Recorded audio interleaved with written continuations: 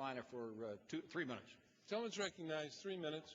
I thank Mr. Murtha for yielding me this time. Mr. Speaker, last Saturday, I visited the Johnson VA Medical Center in Charleston, South Carolina. That medical center is named for a young man who is the recipient of the Congressional Medal of Honor because just out of high school, he went off to fight in Vietnam, and he threw himself on a grenade to save the others in the foxhole with him. I went to the hospital last Saturday to visit one of my heroes, Joseph Henry Washington. Joseph Washington was on the USS Arizona on that fateful day at Pearl Harbor. I went because I wanted to report to Joseph Henry Washington on my recent trip to Iraq because he questioned the wisdom of my going there. I said to Joe that I was very pleased with what I had found militarily in Iraq. I told him that I thought that our military forces were doing an admirable job, and I thought they were meeting with significant success.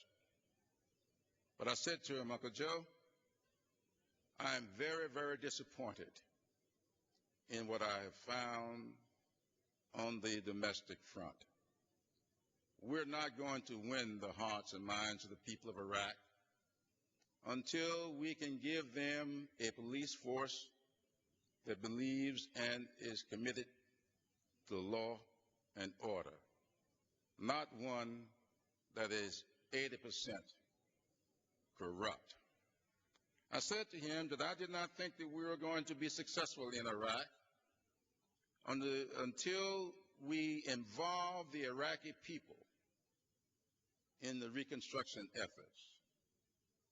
We see $9 billion that we can't account for. We see construction going on up in the northern part of the country. But in Baghdad, in and around that part of the country, we see a failed policy. That is what is causing the problem in Iraq. We must begin to involve the Iraqi people in the reconstruction of their country. 85% of the country is without electricity. Almost 60% of the country is without drinking water. We're never going to be successful until we tackle these problems, and that is where we're failing because there's no accountability on the domestic front in Iraq. Mr. Speaker, I go back to Charleston on the day after tomorrow because we are going to bury Uncle Joe. One additional minute.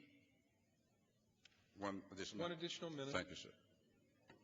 He stayed alive long enough for me to make my report to him.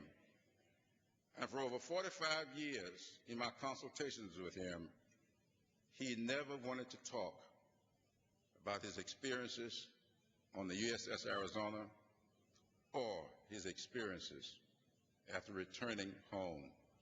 Why? Because he was never sufficiently included in the building of this great nation. And the people of Iraq are not being sufficiently included in the rebuilding of their country. And until we do that, we will never be successful with this policy. Thank you, Mr. Speaker. I yield back the balance of my time.